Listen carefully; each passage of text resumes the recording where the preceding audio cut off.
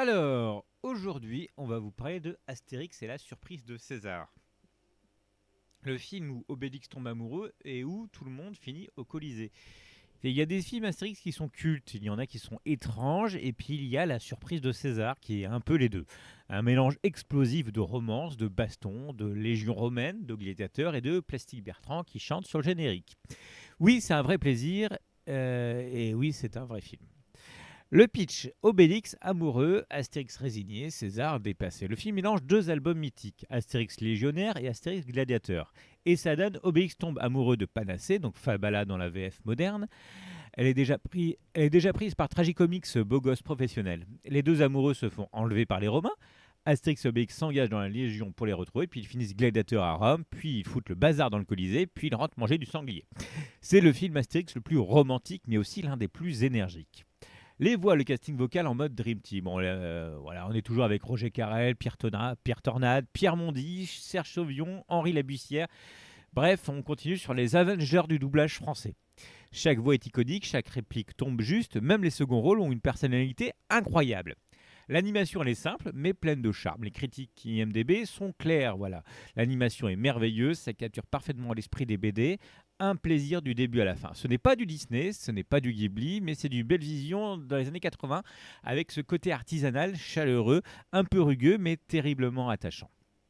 L'humour, c'est du pur Astérix avec un soupçon de chaos. Le film enchaîne les baffes romains, les gags visuels, les anachronismes, les quiproquos amoureux, les scènes absurdes, par exemple le sauna, le marchand d'esclaves ou les légionnaires traumatisés. Ouais, c'est voilà. Rome, le Colisée, les gladiateurs et Plastique Bertrand. Oui, Plastique Bertrand chante le générique, c'est improbable, et ça donne au film une vibe très 80s, absolument irrésistible. Le passage au Colisée est l'un des meilleurs du film. Combat absurde, César dépassé, Astérix et Obélix qui transforme l'arène en cirque, un final explosif. C'est du grand spectacle, mais version gauloise. La romance, Obélix en mode cœur brisé. Obélix amoureux, c'est attendrissant, drôle, un peu triste et totalement crédible. Le film lui donne une vraie profondeur émotionnelle et on a envie de lui faire un câlin, mais pas trop fort quand même. Les critiques sont voilà bon je vais résumer ça. Donc les points forts, l'humour est réussi, l'animation charmante, fidèle à l'esprit des BD, rythme enlevé, casting vocal parfait. On va avoir un peu de réserve sur le scénario qui est un peu patchwork car deux albums fusionnés, pas de grands méchants marquants. Bon, il y a César quand même, mais bon, ça fait pas. Quelques scènes datées et l'animation est parfois inégale. Voilà. Voilà. Un petit verdict, l'humour 5 sur 5, hein, du pur Astérix, efficace et généreux, l'animation 4 sur 5, 80s mais pleine de charme, les voix 5 sur 5, le panthéon du doublage français, le scénario 4 sur 5, patchwork mais ça fonctionne, la romance 4 sur 5, Obélix est adorable, et le fun 5 sur 5, un des plus divertissements de la saga.